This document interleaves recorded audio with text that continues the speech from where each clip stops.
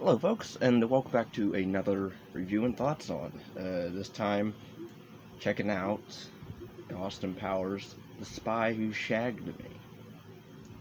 Funny history trivia with this. The poster, apparently, when it was, when they were doing the posters promoting for the movie, apparently, I guess in certain countries, they changed the word shagged or shag. I guess it's offensive or some in other countries, or it's inappropriate or whatever to their sensibilities. And then they came up with different names in those countries. I don't know why I didn't just. I love when movies do numbers, so I know which came before. You know, I hate how movies are just, you know, um, like Austin Powers, the International Man of Mystery. I don't know which one that is. Is that the first or second one? Or I know the third one's Gold Member for sure. I remember that. But and I don't know why I thought there was 4 movies apparently, because there isn't. There's been talks of a 4th movie, but never all these years.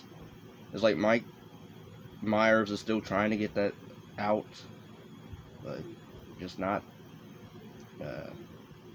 working for him. But anyway, 1999. It is directed by Jay Roach again. Also, this time, as Mike Myers wrote the first film, this time he co-wrote it with Michael McCullers. Not sure how to pronounce that name. He also co-produced it as well. But yeah, he plays this time. Of course, he plays Austin Powers. He plays Dr. Evil, but this time he also created a new character called Fat Bastard, who, if you know the memes, and you know who that is. His character was kind of funny, back in the day. I did grow up on this one as well, because Mini-Me, because he's awesome. He's like one of the main icons of this franchise, small little franchise. Because apparently, I guess the first film was such a big hit, they had to make, this one come out. And then this one dominated the first one in terms of box office, and also nominated for best makeup.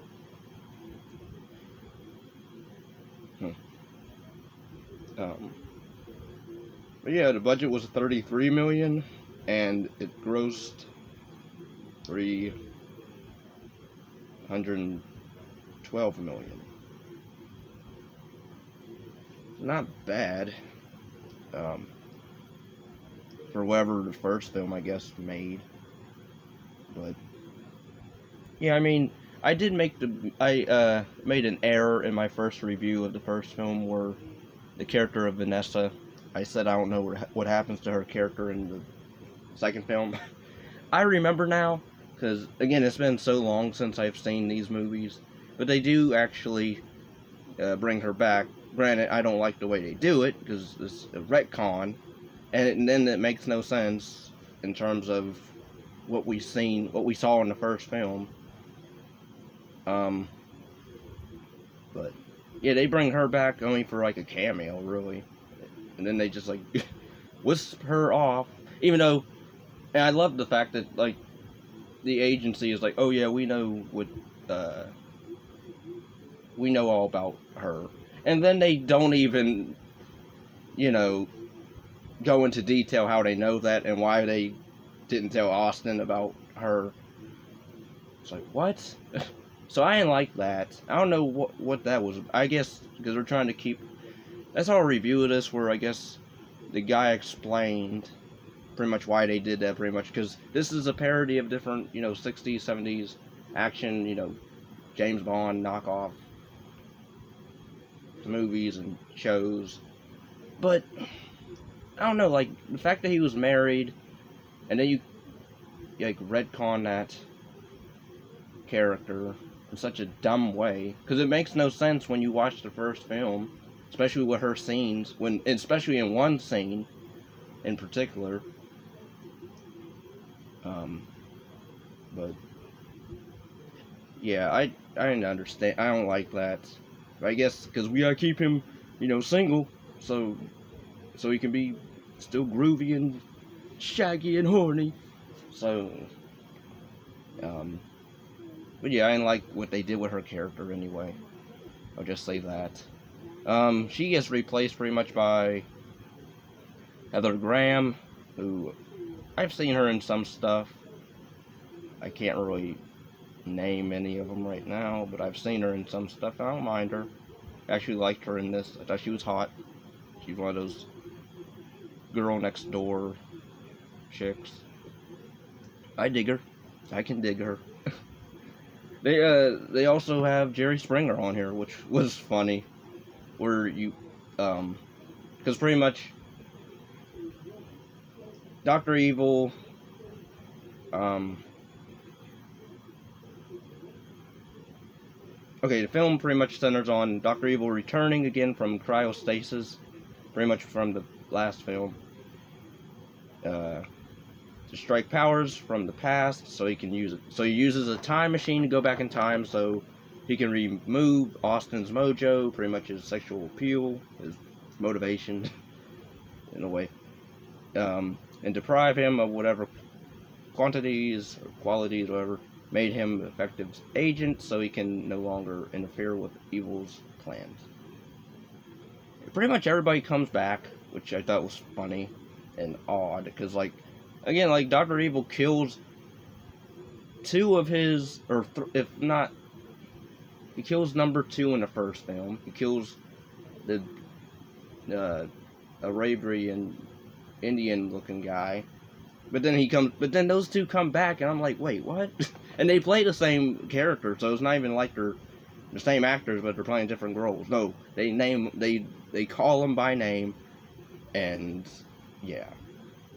I will say this time around, I like the music, and I don't mind the music in the first film, but this one had Marvin Gaye. It had I liked this one scene where it was I forget who sings it. I don't think it's Bill Withers. Just the two of us.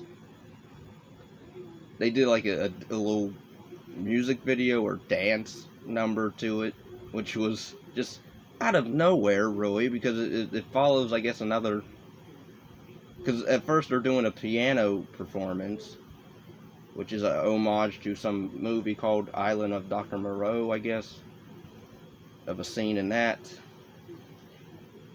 And then you have this whole subplot thing with, it's not really a subplot, but it's more of a gag where Mini-Me doesn't like Dr. Evil's son, Seth Green, who I forget what his name is in the movie. Where is he? Scott Evil.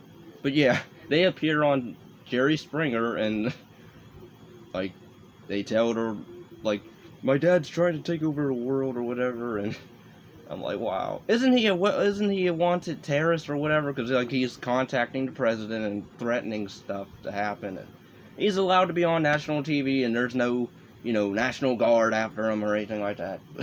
Well, okay. The fact that this guy, Dr. Evil, a well-known terrorist, threatening the world, and he's just allowed to go on national TV show.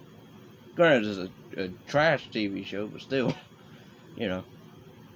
Or he goes to a father and son therapy session, and it even tells about his plans of world domination, and his son, he wants his son to grow up to be like him, and I'm like, nobody's trying to call.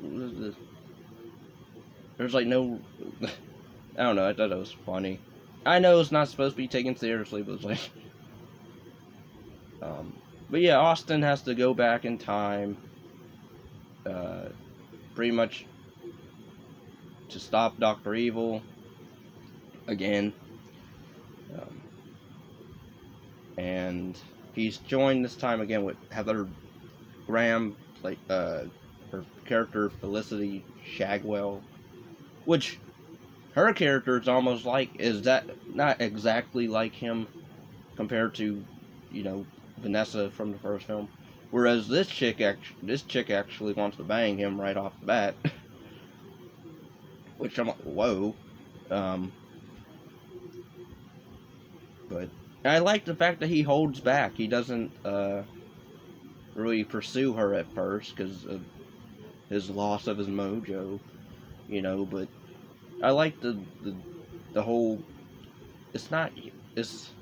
I don't know what it is. I just can't do this right now, or I don't know. I like some of the seriousness somewhat, but then they play it off with jokes more, and even the fat bastard character. I like the one scene at the very end when like he comes in and he starts to tell like his story of like why he is why he is such as why he's so mean or unhappy or why he's so unhappy because he's unhappy so he eats, and when he eats he's unhappy.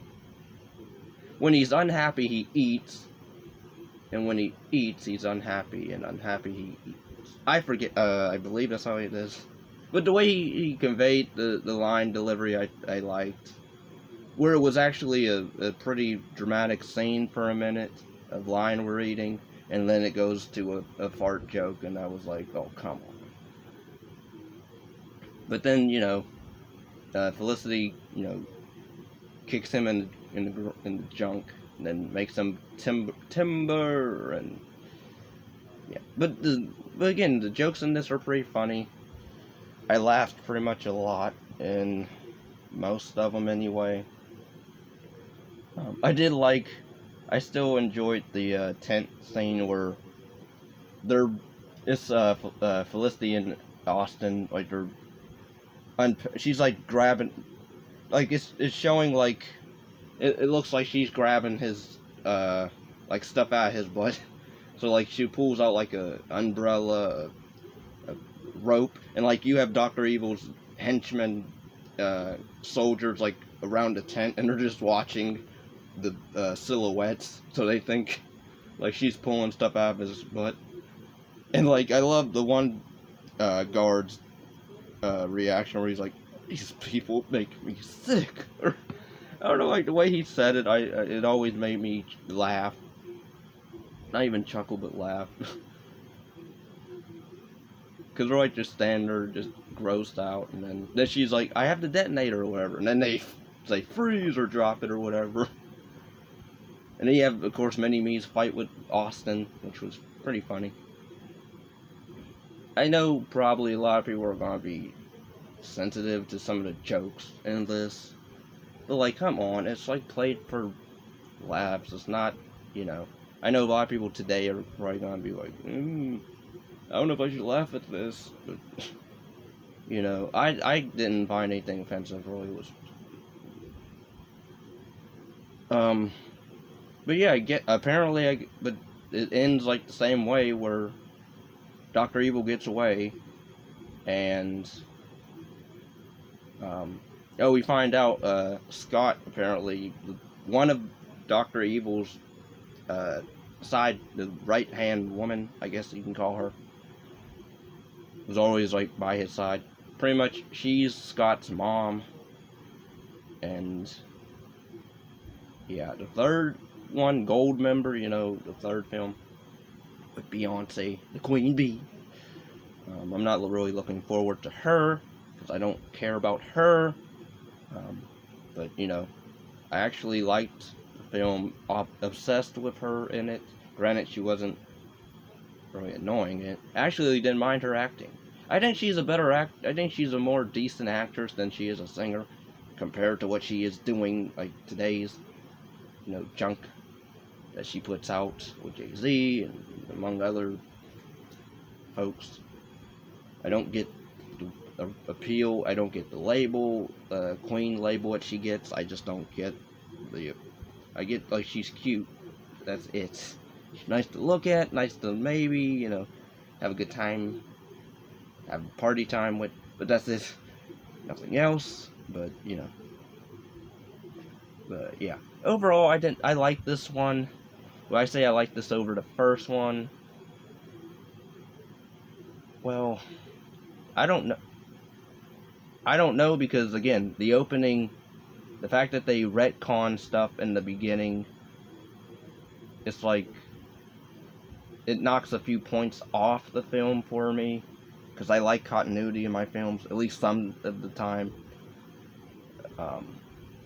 Not all the time, but if you handle it a certain way, I can deal with it. But here, it's like, and then he like gets over the fact that like of what, you know, her whole spiel is, you know.